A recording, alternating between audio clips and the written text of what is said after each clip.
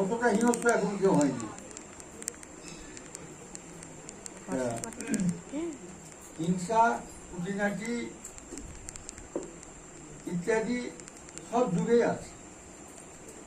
যাই হোক, ভালো এবং মন্দ, সাধু অসাধু, আলো অন্ধকার পাশাপাশি ভগবানই রেখেছেন।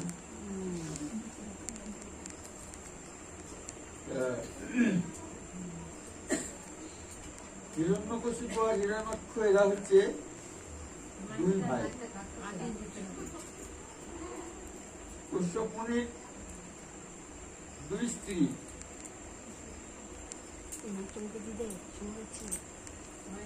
এক স্ত্রী গর্ভে সমস্ত দেবগণ জন্মালেন আর এক স্ত্রী গর্ভে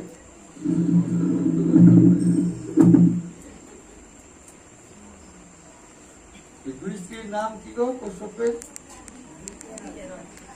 দ্বিতীয় গর্ভে। দ্বিতীয় গর্ভে হলো সব দৈত্য, আর অদ্বিতীয় গর্ভে জন্মালেন সব তার হচ্ছেন দেব। যাই হোক, দেব হোক আর দৈত্য হোক আর মানুষ হোক আর গন্ধর্ব হোক কিন্নর হোক যেই হোক, ভাগবতে বলা হয়েছে সবচেয়ে শ্রেষ্ঠ জন্ম হচ্ছে মনুষ্য জন্ম হচ্ছে সবচেয়ে শ্রেষ্ঠ জন্ম। কারণ দেবদেহী হোক আর অন্য যে দেহী হোক, তাতে ভগবানের ভজন বা ভগবানকে প্রাপ্ত হওয়ার কোন রকম বিধান নাই, ওরা ভজন করেই না। দেবরাজ ইন্দ্র দেবতাদের রাজা, কিন্তু সে হরি ভজন করে না, এবং তার এত অহংকার এবং দর্প এবং অভিমান মানুষের ওরকম নাই। মনুষ্য লোকে যারা আছেন তাদের ওরকম অহংকার, ওই রকম ভুল, প্রমাদ, বিপ্রলিপ্সা, কর্ণাপটক, এই যে জীবের চারটে দোষ, দেবলোকে সবচেয়ে বেশি। যাই হোক, আজকে সেই ভগবান নৃসিংহদেব কেন অবতীর্ণ হলেন, কি কারণে,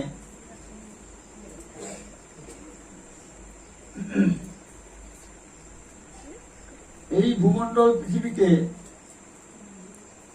হিরণ্যকশিপুর জ্যেষ্ঠ ভ্রাতা হিরণ্যাক্ষ তিনি হরণ করে নিয়ে একদম সমুদ্রের তলদেশে গিয়ে লুকায়িত হলেন। তারপর সৃষ্টি যখন আরম্ভ হলো, স্বয়ংভুব, মনু ইত্যাদি তখন ব্রহ্মাকে বললেন যে প্রভু সৃষ্টি করবো, পৃথিবী তো নাই, কোথায় কি করে সৃষ্টি করবো আমরা? জায়গা যদি না থাকে সৃষ্টি করে দাঁড়াবে কোথায় জীব? কি হলো সেটা?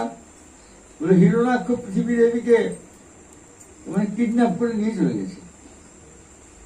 এটা সত্যযুগের ঘটনা। ওই এসের উপরে অত্যাচার 4 যুগেই আছে। সত্যযুগে হিরণ্যাক্ষকে পৃথিবীর দিকে হরণ করে নিয়ে চলে গেল। ত্রেতাতে রাবণ সীতাকে হরণ করলো।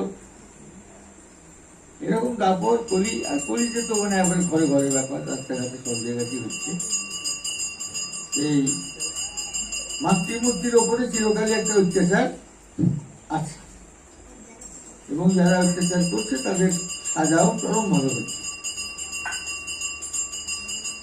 তখন ব্রহ্মা আদি সমস্ত ভগবানের কাছে গিয়ে প্রার্থনা করলেন যে পৃথিবী দেবীকে হরণ করে নিয়ে গেছে হিরণ্যাক্ষ, প্রভু আপনি যদি উদ্ধার না করেন তাহলে বলতে সৃষ্টির কার্য ব্যাহত হচ্ছে। তখন ভগবান পৃথিবীকে হরণ করেছে। তো পৃথিবীর মানে সব ক্ষিতি, মানে পৃথিবী, ক্ষিতি অফ তেজ বরুদ বোম, এই 5টি বিষয়ের 5টা গুণ। এই ক্ষিতির গুণ হচ্ছে গন্ধ, যেমন আকাশের গুণ হচ্ছে শব্দ, বায়ুর গুণ হচ্ছে স্পর্শ, অগ্নির গুণ হচ্ছে রূপ, জলের গুণ হচ্ছে রস, আর এই ক্ষিতির গুণ হচ্ছে গন্ধ।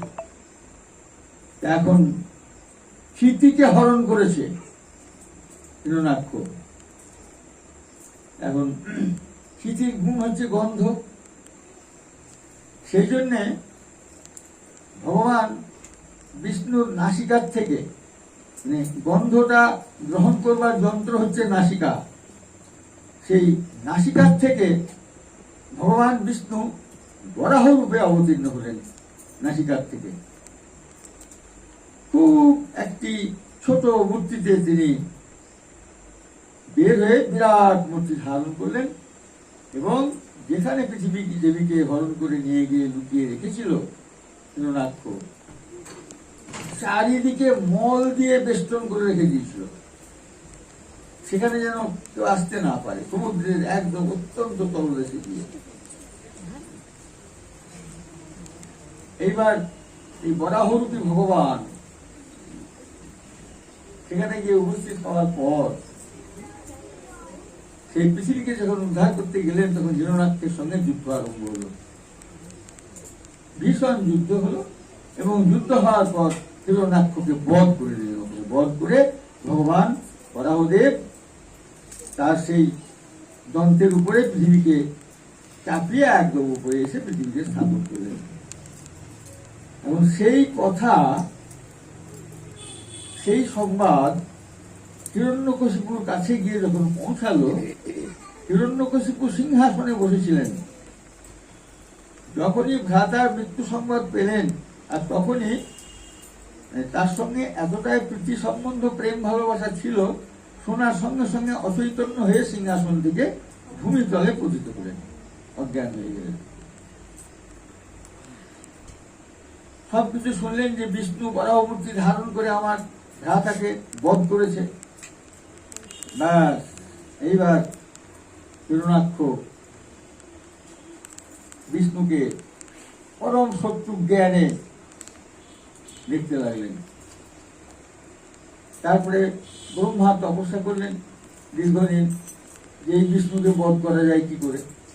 সমস্ত শক্তি না পেলে তো বিষ্ণুকে বধ করা যাবে না। বিষ্ণুকে বধ করবার জন্য ব্রহ্মা তপস্যা আরম্ভ করল। ব্রহ্মা এলেন, তোমার বরে সন্তুষ্ট হয়েছি, বলো কি চাও। বলে আমাকে অমর করে দিন প্রভু, আমাকে যেন কেউ মারতে না পারে। ব্রহ্মা বললেন যে দেখো, আমি তো অমর নই, আমি তো জন্মে হিসাবে মরে যাবো, তা আমি তোমাকে কি করে অমর করবো, তুমি অন্য বর চাও। যারা দুষ্ট বুদ্ধি সম্পন্ন ব্যক্তি তাদের মানে ভীষণ বুদ্ধিটা, চালাকির বুদ্ধি খাটিয়ে নিজের কার্য উদ্ধার চেষ্টা করে, কিন্তু সেটা পরিণামে অত্যন্ত দুর্বিপাকই পড়ে তারা। তখন হিরণ্যকশিপু চিন্তা করলেন যে প্রকারান্তরে আমাকে অমর হতে হবে। বলল প্রভু, আমি যে যে বর চাইছি সেই সেই বরগুলো আপনি আমাকে তাহলে প্রদান করুন, দিবেন তো? বলে হ্যাঁ, এই অমর ছাড়া তুমি যে বর চাইবে সেই বরই আমি দেব। তখন হিরণ্যকশিপুর মাথাতে যত রকমের বুদ্ধি ছিল সমস্ত রকম বুদ্ধি খাটিয়ে উনি বর নিয়ে নিলেন, যাতে আমি না মরি, কেউ যেন আমাকে মারতে না পারে। বলে কি বর চাও বৎস, বলো। বললো আমি কোন প্রাণীর হাতে যেন না মরি, পশু পক্ষী কীট পতঙ্গ কেউ যেন আমাকে মারতে না পারে, এবং আপনার সৃষ্ট যত প্রাণী কেউ যেন আমাকে বধ করতে না পারে। তথাস্তু। ব্যাস, মনের মধ্যে খুব আনন্দ হয়ে গেল, আবার আমাকে কেউ মারতে পারবে না, আমি অমর হয়ে গেলাম। এইবার বললেন যে আরেকটা বর নেই প্রভু, আমি দিনে এবং রাত্রে কোনো সময় কেউ আমাকে মারতে পারবে না, বা আমি মরবো না। তথাস্তু। আমি মাটিতেও মরবো না, আমি আকাশেও মরবো না। তথাস্তু। আমি জলে মরবো না, আমি স্থলে মরবো না। তথাস্তু। আমি কোনো অস্ত্রে মরবো না, কোনো শস্ত্রে মরবো না। তথাস্তু। আমি ঘরে মরবো না, আমি বাইরে মরবো না। তথাস্তু। এবার হিরণ্যকশিপু চিন্তা করলেন, আর আমার চিন্তা নাই, এখন আর আমাকে কেউ মারতে পারবে না। এবার যারা দুষ্টু ব্যক্তি তাদের হাতে যদি শক্তি আসে না, তারা তখন অত্যন্ত উশৃঙ্খল হয়ে পড়ে এবং অহংকারী হয়ে পড়ে এবং জগতের ওপরে এমন অত্যাচার শুরু করে তারা, মানে জগৎ একদম অত্যন্ত অতিষ্ঠ হয়ে পড়ে। ত্রাহিমাম সব রোগ সারে জীবগণ সেই ওষুধের অত্যাচারে। সেইভাবে হিরণ্যকশিপুর অত্যাচারে স্বর্গ মর্ত পাতাল এবার 14 ভুবন প্রকম্পিত হলো। তখন সমস্ত দেবগণ মিলে ব্রহ্মাদি মিলে বিষ্ণুর কাছে গেলেন, বিষ্ণুর কাছে গিয়ে প্রার্থনা করলেন, প্রভু এরকম হিরণ্যকশিপু এমন ভাবে অত্যাচার শুরু করেছে, আমরা থাকতে পারছি না কোনো লোকে। এত শক্তি পেল কোথা থেকে? ব্রহ্মা মাথা নিচু করে বলছে, প্রভু আমি ওকে বর দিয়েছি। বলে আপনি ওই দুষ্ট ব্যক্তিকে এসব বর দিলেন কেন? জানেন না যারা দুষ্ট ব্যক্তি তাদেরকে উচ্চ শক্তির কোন ক্ষমতা দিলে তারা সেটার অপব্যবহার করে? এমন কোন বদমাইশ গুন্ডা ডাকাতের হাতে যদি একটা রাইফেল বন্দুক থাকে, সে কি করবে? ভালো কাজ করবে? কোন ভালো ব্যক্তির হাতে যদি ওরকম কোন শক্তি থাকে, তারা সে শক্তির কোন অপব্যবহার করে না। তো ব্রহ্মাকে বিষ্ণু ভর্ৎসনা করলেন, এটা আপনি ঠিক করেননি। আপনি আগে ওকে মানে সাহায্য করবার বা ওকে মানে যাতে আর দুষ্টামি করতে না পারে সে ব্যবস্থা করুন। বলে, প্রভু আমার বুদ্ধিতে তো কোলাচ্ছে না, কারণ আমি যেসব বর দিয়েছি তার মধ্যে ওকে বধ করবার মতন কোনো ফাঁক নেই। আপনি যখন ফাঁক পাচ্ছেন না, আমি কি করে করবো? আপনি পারবেন প্রভু, আপনি সর্বজ্ঞ, সর্বশক্তিমান এবং সর্বত্র, আপনার পক্ষে কোনো অসম্ভব নয় কিছু। করতুম অকর্তুম অন্যথা করতুম, সমস্ত কিছু সম্ভব আপনার দ্বারা, সব কিছু সম্ভব সেটা আমি জানি। আচ্ছা ঠিক আছে, তাহলে খুব তাড়াতাড়ি একে যদি বিনাশ না করেন তাহলে তো পৃথিবী প্রকম্পিত, আপনি খুব তাড়াতাড়ি ব্যবস্থা করুন। এরপর চলে এলেন তীরে। এর মধ্যে এর আগে একটি ঘটনা ঘটেছিল, দেবতারা আক্রমণ করেছিল হিরণ্যকশিপুর পুরী। রাস্তায় নারদের সঙ্গে দেখা। নারদ বলল, ইন্দ্র কি ব্যাপার?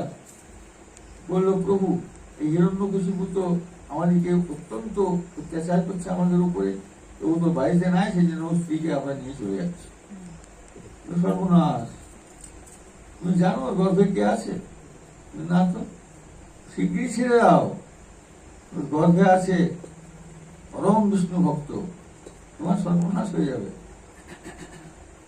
তাই? হ্যাঁ, তুমি ছেড়ে দিয়ে 4বার পরিক্রমা করে প্রণাম করে চলে যাও। আর যতদিন হিরণ্যকশিপু ফিরে না আসছে ততদিন আমার এই আশ্রমে থাকে, কয়াধু পাতা এই আশ্রমে থাকবেন। আর সেই গর্ভ অবস্থায় কয়াধুমা নারদের মুখ থেকে ভগবানের কথা, লীলা, নাম, রূপ, গুণ, ধাম, পরিকর, তার বৈশিষ্ট্য সমস্ত কিছু শ্রবণ করতে লাগলেন। হে প্রভু, আমি তো গর্ভবতী, আমি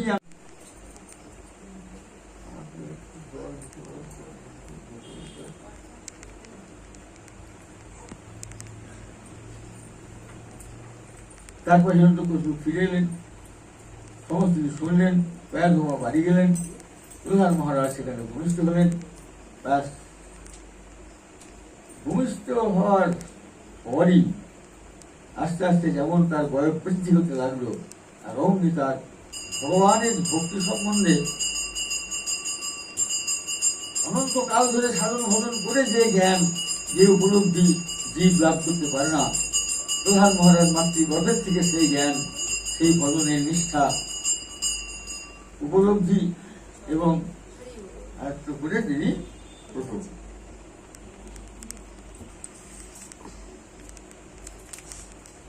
প্রহ্লাদের বয়ক্রম একটু বাড়ার পরই পিতা, এই জগৎ যা দেখছেন সমস্ত ভগবান বিষ্ণুর সৃষ্টি, এবং এই জগতের পালয়িকা, কর্তা, রক্ষাকর্তা, সমস্ত কিছু মালিক হচ্ছেন ভগবান বিষ্ণু। এবং জীব যতদিন পর্যন্ত সেই বিষ্ণু পাদ পদ্মে তার ভক্তি নিবেদন করতে না পারছে, আত্মসমর্পণ করতে না পারছে, বিষ্ণুর সেবা করতে না পারছে, তাকে ভালোবাসতে না পারছে, ততদিন পর্যন্ত তার এই সংসারের ক্লেশ বা দুঃখ বা অভাব থেকে সে মুক্তি পাবে না। হিরণ্যকশিপু বিষ্ণুর নাম শুনে একদম আগুন হয়ে গেল রেগে।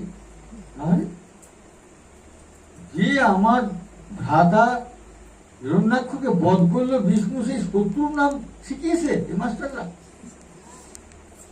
হ্যাঁ, মাস্টারকে তলব হলো। এখন হিরণ্যকশিপুর প্রতাপ, তার যে দুষ্টামি, ছন্দ অমর কর্তব্য ভালোভাবেই জানে যে যদি আমাদেরকে দোষী সাব্যস্ত করে আমাদের তো মাথা কেটে নেবে। প্রভু আপনি ডেকেছেন, হ্যাঁ, এসব কি শিক্ষা দিয়েছেন আমার ছেলেকে? আমার যে পরম শত্রু বিষ্ণু আমার জ্যেষ্ঠ ভ্রাতাকে যে বধ করেছে বিনা কারণে, বিনা দোষে, অত বড় দোষ করলো, কিন্তু বলছে বিনা দোষে মেরেছে। বদমাইশে এরকম দোষ করে বলবে আমি কিছু করি, আমার মতো সাধু কেউ না। আর যারা সাধু তারা বলবে হ্যাঁ আমি সব দোষে দিচ্ছি। হরিদাস ঠাকুরকে 22 বাজারে বেঁচে ঘাত করছে, কোনো মন্তব্য করছে না। তবে যারা মারছে তাদের কোনো অভিযোগ বা তাদের শাস্তি হোক বা আমি প্রতিশোধ নেবো এরকমও কোনো চিন্তা করছে না। সাধু সবসময় যেন অদোষ দরশী, কারোর দোষ দেখে না। আর অসাধুরা কিছু দোষ না থাকলে খুঁজে খুঁজে বেড়াবে দোষ কোথায় আছে। মানে পিপিলিকা যেমন শ্বেত পাথরের মন্দিরে মানে ফুটো খুঁজে বেড়ায়, এই দুষ্ট ব্যক্তিরা সবসময়ের জন্য মানুষের ছিদ্র খুঁজে বেড়ায়, দোষ খুঁজে বেড়াবে। ও নিজের হাজার দোষ আছে কিন্তু ওটার দিকেও তাকাবে না, অপরের দোষ খুঁজে বেড়াবে। এই হচ্ছে দুষ্ট লোকের প্রবৃত্তি। আচ্ছা, তাহলে এবার আরতি হোক। একটু শেষ করে দে। হ্যাঁ, একটু শেষটা করে দে, যাই হোক, বদটা করে দে। এইবার হিরণ্যকশিপু অত্যন্ত ক্ষিপ্ত হয়ে বলল একে বধ করো, এ আমার পরম শত্রু। পুত্র হলে কি হবে, যে আমার শত্রু শরণাপন্ন হয়েছে তার গুণগান করছে, একে আমি রাখতে চাই না। বহু চেষ্টা করার পর তো প্রধান মহারাজকে মারতে পারলেন না। তারপরে হিরণ্যকশিপুর ভগ্নী যে হোলিকা দেবী, তিনি এসে বললেন দাদা তোমরা তো মারতে পারলে না, আমার হাতে একটু দিয়ে দাও আমি দেখি। কারণ আমি অগ্নির কাছে বর পেয়েছি, আমি পুরবো না কোনোদিন। বিরাট কাঁচের একটি চিতা সাজিয়ে প্রহ্লাদ মহারাজকে কোলে নিয়ে ওর পিসিমা বসে পড়ল। আগুন ধরিয়ে দিল, আগুন জ্বলতে লাগলো। এইবার পিসিমা বাপরে মারে করে চিৎকার করতে শুরু করলো, ওর গায়ে আগুন ধরে গেছে, আর প্রহ্লাদ মহারাজের গায়ে কোনো আগুন নাই। এখানে শিক্ষার বিষয় হচ্ছে এই যে কোনো শক্তি পেয়ে যদি সেটার ভক্তের উপরে সেটার অপব্যবহার করা হয়, সে শক্তি আর কাজ করবে না। তার শক্তিটা দিয়েছে ভগবান, আর সেই ভগবানের ভক্তের উপরে যদি সেই শক্তিটা প্রয়োগ করা হয় বা অত্যাচার করা হয়, তাহলে ভগবান এটা কোনো কনসিডার করবে না। এবার তো হোলিকা দেবী পুড়ে মরে গেল, প্রধান মহারাজ তো বেরিয়ে গেলেন।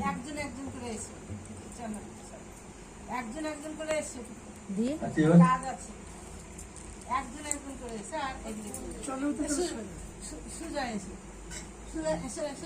একজন করে যাও, ডাকছে এদিক দিয়ে গিয়ে ওখানে দাঁড়াও, একজন করে যাও, এই দিক দিয়ে যাও, একজন করে যাও।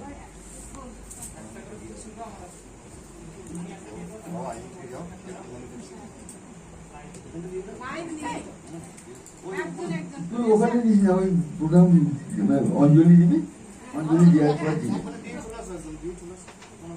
আচ্ছা, তাহলে তোকে ওখানে দিয়ে দে ভেতরে।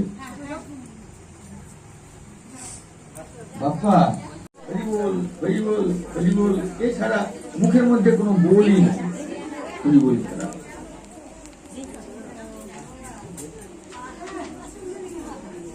হিরণ্যকশিপুকে ওনার সমস্ত সহচর বর্গ তারা প্রশ্ন করছে, প্রভু আপনি বিষ্ণু উপরে যে এতটা উৎক্ষিপ্ত হলেন, উনি তো ধরুন খারাপ কিছু করেনি, উনি তো একটা অত্যাচার করেছিলেন বলে তিনি কাজটা করেছেন।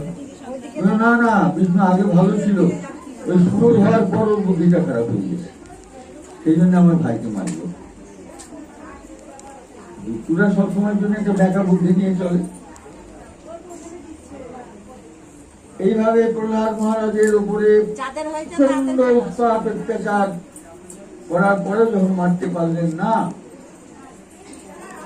তখন প্রহ্লাদ মহারাজকে ডেকে বলছে, তুই এত শক্তি পাচ্ছিস কোথায় থেকে? বললে, হে পিতা, আপনাকে আমার উপরে অত্যাচার করবার শক্তি যে দিয়েছে, আমাকে সেই শক্তি প্রতিরোধ করবার ক্ষমতা তিনি দিয়েছে। একজনই। তাই কে সে? বিষ্ণু। বিষ্ণু কোথায় সে? সব জায়গায় আছে, সব জায়গায়। হ্যাঁ, সর্বত্র, সর্বব্যাপী, সর্বজ্ঞ, সর্বশক্তিমান তিনি। বলে, স্তম্ভের মধ্যে আছে? বলে, হ্যাঁ আছে। প্রহ্লাদ মহারাজ দেখতে পাচ্ছেন ভগবান বিষ্ণু এই স্তম্ভে আছে, কিন্তু হিরণ্যকশিপু দেখতে পাচ্ছে না। কারণ যারা দুষ্ট বুদ্ধি সম্পন্ন পশু, দৈত্য, হিংস্র, যাদের হৃদয়ে কপট, কুটিলতা, হিংসা, মিথ্যায় পরিপূর্ণ, তারা ভগবান সামনে থাকলেও দেখতে পাবে না।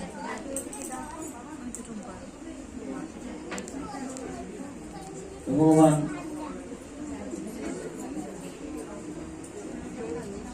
যখন বললেন প্রহ্লাদ মহারাজ স্তম্ভে আছে, তখন খুব অত্যন্ত রাগান্বিত হয়ে গদা দিয়ে স্তম্ভে একবারে এত জোরে আঘাত করলেন, স্তম্ভ ভেঙে গেল। আর অমনি স্তম্ভের থেকে ভগবান নৃসিংহদেব প্রকটিত হয়ে উঠলেন। জয় জয় ভগবান নৃসিংহদেব কি!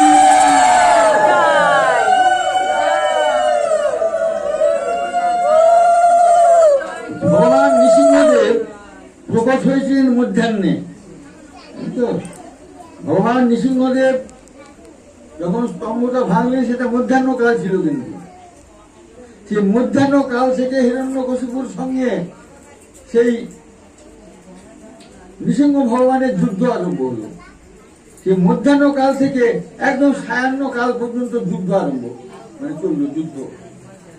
এবং সেই সায়াহ্ন কালে যখন এসে উপস্থিত হলো প্রদোষ কাল, তখন এইবার কারণ হিরণ্যকশিপু যে বরগুলো পেয়েছে, ব্রহ্মা বর দিয়েছিল, তো ব্রহ্মা ভগবানের কাছে দুহাত করে বলেছে, প্রভু, আমি যে বরগুলো দিয়েছি সেই বরগুলো বাঁচিয়ে আপনি যেন মারবেন। কারণ আমি যে বরগুলো দিয়েছি সেইগুলোর মধ্যে যদি আপনি মারেন, তাহলে আমি খুব মিথ্যাবাদী হয়ে যাবো, আমাকে আর কেউ মানবে না। সেটাও ভয় আছে। বর দেবার সময় আপনার চিন্তা ছিল না? ওরকম একটা খারাপ ব্যক্তিকে এত শক্তিশালী বর দেয় কেউ? ক্ষমা করবেন প্রভু। এবার ও বলেছে, ঘরে মরবো না, বাইরে মরবো না। যুদ্ধ করতে করতেই হিরণ্যকশিপুর হাত ধরে নিয়ে ঘরের চৌকাঠের উপরে বসে জানুর উপরে ওকে শুয়ে দিলেন চিৎ করে। ঘরও না, বাইরেও না, চৌকাঠ এটা, ওইখানে বসে ফেললেন।